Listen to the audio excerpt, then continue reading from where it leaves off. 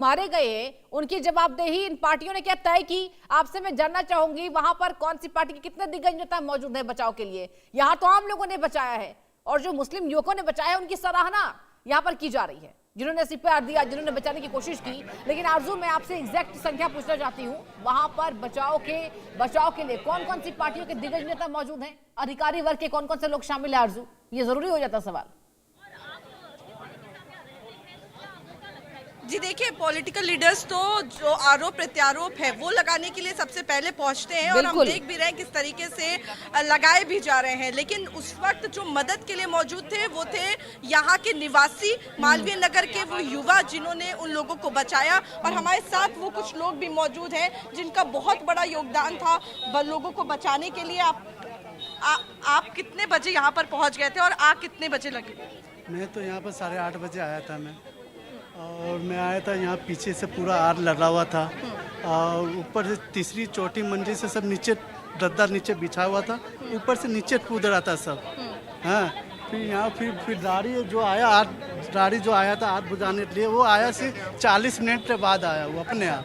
तब जैसा वो आग कम हुआ, फिर भी धुआं बहुत तेज था, अंदर आदमी अंदर ढूंढते उठते मर गया। फिर ऊपर वाला जो हिस्सा था, हाँ, वो सीढ़ी से उस तरफ गया पहले बस।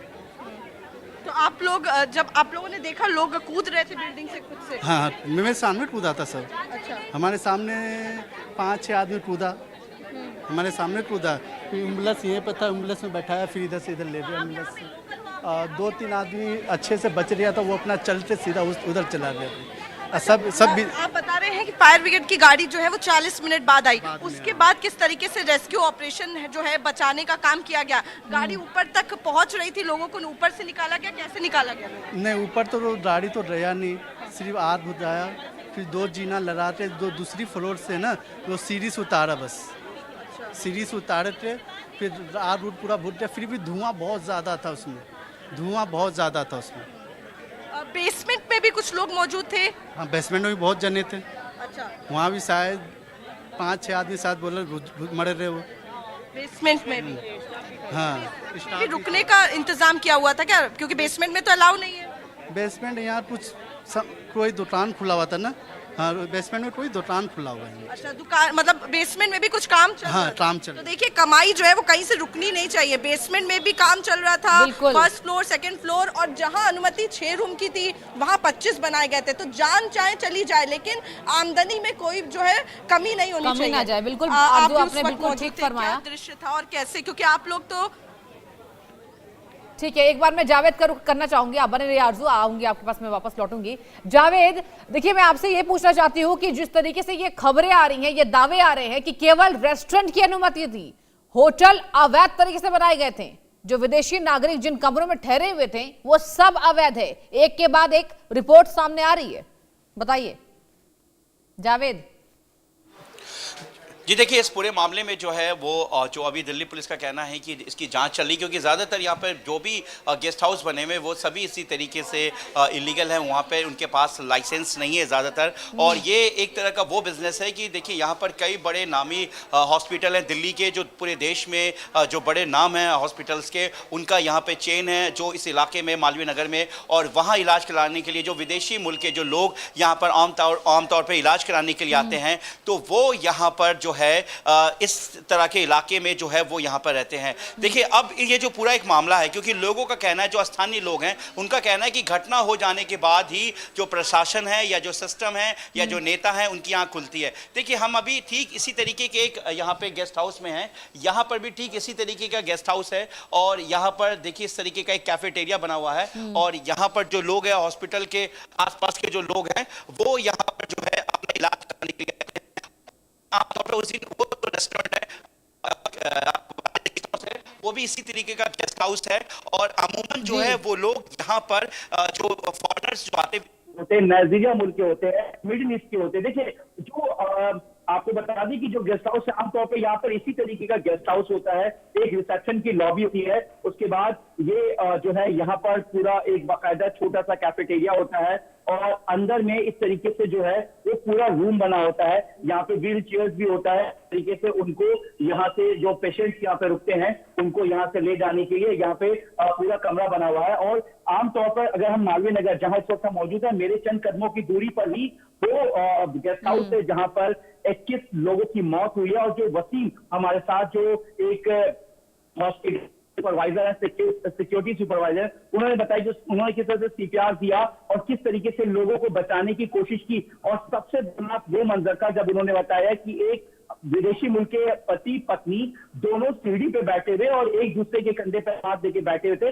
लेकिन इसी बीच वो जलकर उनकी मौत हो गई। आमतौर पर इस तरह की गैलरी होती है, तमाम यहाँ पे जो गेस्ट हाउस हैं, मेरे VJ अंकुश दिखा रहे हैं, और इस तरह की लॉबी होती है। अब ऐसे ही जो है वो हादसा हुआ होगा जब आग लगी होगी, तो ठीक इसी तरीके को समझाने की कोशिश कर रहा हूँ, ठीक इसी तरीके का एक गेट होगा, इस गेट को खोलने की कोशिश की गई होगी। देखिए इस तरीके से मैं एक डमी तौर पर बता रहा हूँ कि ऐसी ठीक इसी तरीके से कुछ मिलता जुलता है।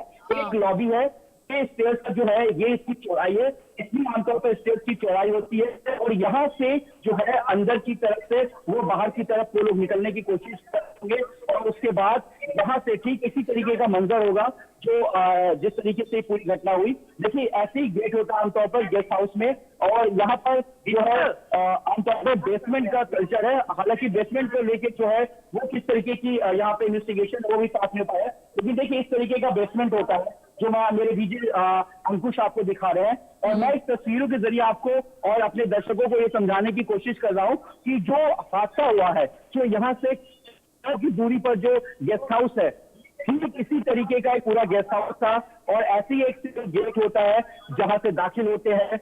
ऐसे दाखिल होने पास जो है आमतौर पर जो यहाँ पे गेस्ट हाउस होता है, ऐसे इसी तरीके का लॉबी होता है। अब जिस तरह की घटना हुई है, इसके बाद जो है दिल्ली पुलिस इस पूरे मामले की जांच कर रही है, और इस मामले की जांच को लेकर जो अपनी जांच को आगे बढ़ा रही है। देखिए ये पूरा रेसिडेंशियल इलाका, यहाँ पर जो लोग हैं वो लोग रहते हैं। आप इस तस्वीरों के जरिए ये समझने की कोशिश कीजिए कि देखिए एक से एक घर यहाँ पर बिल्कुल सजा हुआ है, और इस तरीके से जो मेरे रोड की उस तरफ जो कई जो बड़े नामी हॉस्पिटल हैं वो यहाँ पर इस वक्त जो यहाँ पे मौजूद है, उस हॉस्पिटल्स में इलाज के लिए जो विदेशी लोग आते हैं वो आमतौर पर इसी जगह पे मालवीय नगर खिड़की स्टेशन कह लीजिए या फिर हजरानी कह लीजिए, इस तरह का जो लोकेशन है वहां पर रुकते हैं, और वहां पर रुककर अपने खुद को इलाज कराने के लिए आते हैं। ऐसा ही है क्योंकि उनको यहाँ से हॉस्पिटल बहुत नजदीक पड़ता है, लेकिन जिस तरीके से पूरी मतलब पास में जो मौजूद हॉस्पिटल है वहीं पर इलाज के लिए ये तमाम विदेशी नागरिक जावेद वहां पर आए हुए थे, और ये दर्दनाक हादसा उनके साथ घटित हो जाता है। एक बार मैं रुक करूंगी मनोहर केशरी, लगातार मेरे साथ लाइव जुड़े हुए। मनोहर, आपके पास में आते हुए देखिए आसपास आपके जो पीछे लोग हैं, एक बार बातचीत कीजिए कि क्या कोई बच्चा भी शामिल है, क्योंकि अब तक ऐसे कुछ अपडेट्स सामने नहीं आए फिलहाल। मनोहर, देखिए बिल्कुल कुछ देर पहले ही मैं बात कर रहा था चश्मदीदों से जिन्होंने कई लोगों की जान बचाई। उनका ये कहना था बच्चे को बाहर से जो है सो बचाया गया, बाहर उनको फेंका गया, लेकिन कोई अभी घायल है नहीं। लेकिन यहाँ और रिकॉर्ड करिएगा ना, इससे पहले तो हम रिकॉर्ड शुरू कर देंगे। इसमें पालम की घटना हो या विवेक विहार की है, हम स्वयं वहां पर पहुंचे थे। वहां पर भी हालात ये थी कि AC की वजह से फटा या क्या कारण रहे, आज तक वो कारण पता नहीं चलते। फायर टेंडर्स और फोन गिर गया, फायरमैन हैं वो बाद में पहुंचते हैं जब घटना पूरी तरीके से घट चुकी होती है। कोई ये ध्यान देने वाला नहीं है कि कितने ऑथराइज है कि नहीं है।